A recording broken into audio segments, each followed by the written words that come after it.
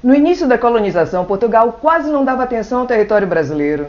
Diferente da Espanha, que encontrou ouro e prata, já nas primeiras expedições às Américas, os portugueses ainda estavam concentrados com o comércio de especiaria nas Índias. Mas, quando França, Inglaterra e Holanda começaram a invadir a costa do Brasil, já que haviam ficado de fora do tratado que dividia o mundo entre Portugal e Espanha, o famoso Tratado de Tordesilhas, o rei Dom João III decidiu ocupar o território de fato. Eu sou Manu Magalhães, turismóloga, com curso de extensão em História, licenciada em Letras, especialista em Docência do Ensino e mestre em Comunicação. E hoje a gente vai começar mais um capítulo dessa história. Já deixa um like, que isso ajuda muito o nosso canal. Antes de entrar nos engenhos, a gente precisa entender como esse projeto começou. E tudo começa mesmo antes de Portugal enviar seus primeiros colonizadores oficiais. Em 1509, o português Diogo Álvares Correia sobreviveu a um naufrágio na Baía de Todos os Santos e foi resgatado pelos tupinambás, que nunca haviam visto um homem branco. Passou a ser chamado de Caramuru, o peixe que desafia as águas, conquistando o respeito do cacique Taparica e se tornando o principal elo entre indígenas e portugueses, mediando o comércio do pau-brasil e a convivência entre os dois povos. Caramuru se casou com Paraguaçu, filha do cacique Taparica, selando uma aliança estratégica e originando a primeira família interracial do Brasil, simbolizando a miscigenação característica do nosso povo. Vivendo entre os povos nativos, Caramuru auxiliou Pereira Coutinho no processo de formação do arraial que deu origem à capitania da Bahia. Seu conhecimento da região e sua influência junto aos indígenas garantiram um processo de colonização menos violento, pelo menos nesse primeiro período. Na tentativa de ocupar e controlar o território, a coroa portuguesa criou o sistema de capitanias hereditárias. Foram planejadas 15 divisões ao longo do litoral, mas apenas 14 foram efetivamente distribuídas entre 1534 e 1536 por ordem do rei Dom João III. A proposta parecia muito organizada no papel, mas na prática a maioria das capitanias fracassou diante da resistência indígena, da falta de recursos e da dificuldade de adaptação ao território. Na região da Baía de Todos os Santos, o projeto começou antes mesmo da fundação oficial de Salvador. Em 1536, o fidalgo Francisco Pereira Coutinho assumiu a capitania de Todos os Santos e se estabeleceu próximo ao atual bairro da Barra. Ali surgiu o Arraial do Pereira, ou Vila Velha, considerado o primeiro núcleo urbano português da região. A escolha do local não foi aleatória, ficava num ponto estratégico para controle e entrada da Bahia. Para garantir essa defesa, Pereira Coutinho mandou erguer uma fortificação simples, feita de taipa e madeira, conhecida como Castelo do Pereira. Essa construção tinha como função principal resguardar o povoado de ataques e afirmar a presença portuguesa num território ameaçado por invasores. Nesse contexto, a atuação de Diogo Álvares Correia foi decisiva. Como vimos, o Caramuru já estava na região desde 1510 e construiu relações sólidas com os povos locais.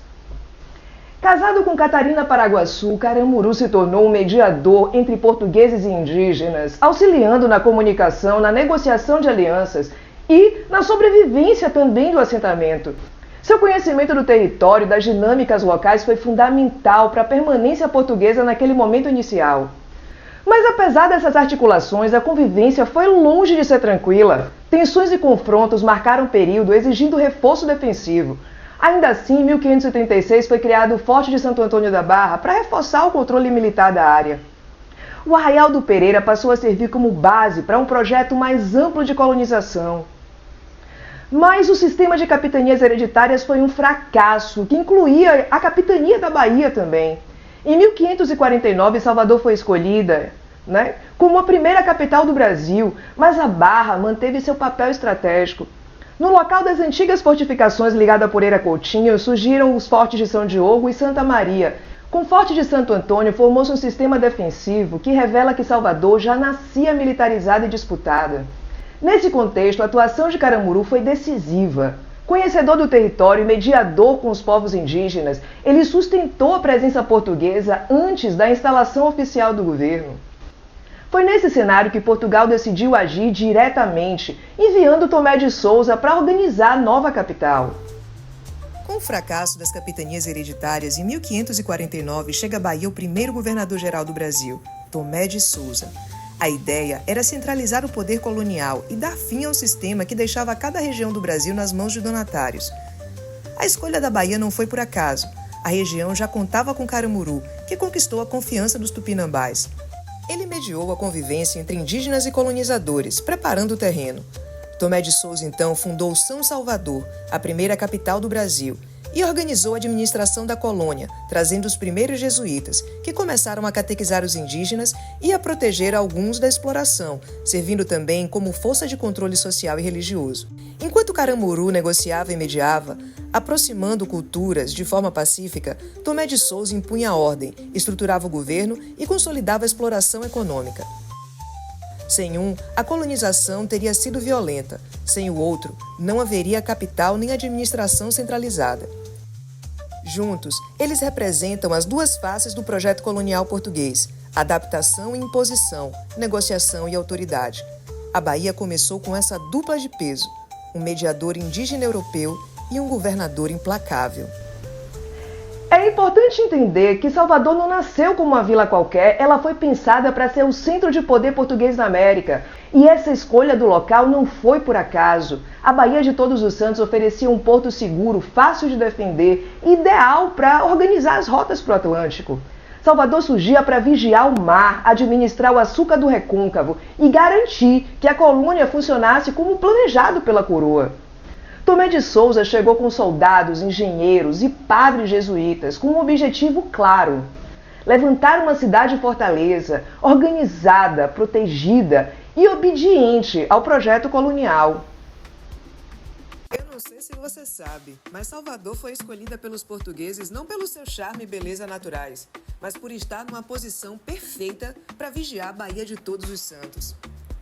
A falha geológica de Salvador, que divide a cidade alta e baixa, cumpria um papel importante nesse esquema de vigilância e defesa.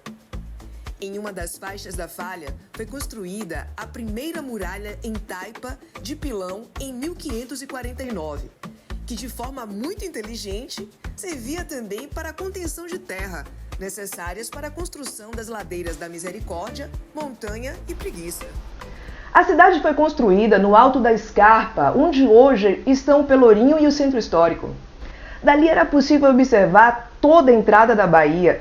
Embaixo ficava o porto e o comércio, e em cima o governo, a igreja, o comando militar. Assim se formou a divisão entre Cidade Alta e Cidade Baixa, que hoje marca Salvador e que depois a gente vai conseguir entender melhor como funciona essa divisão.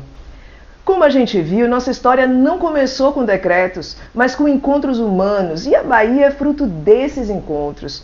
Além de capital política, Salvador virou um grande centro comercial, que fez da cidade um dos principais pontos do comércio atlântico. O cotidiano virou um espaço vivo atravessado por culturas, conflitos, adaptações e resistências. Entender a fundação da capital é entender que Salvador não foi apenas construída. Ela foi pensada como peça central do projeto colonial português, planejada para controlar e, principalmente, para lucrar. Se gostou, curta e compartilhe, ajude nosso canal a crescer. Essa história continua e eu espero que você siga junto comigo. No próximo capítulo, a engrenagem acelera. Açúcar em larga escala, tráfico atlântico, riqueza concentrada e trabalho forçado virando regra.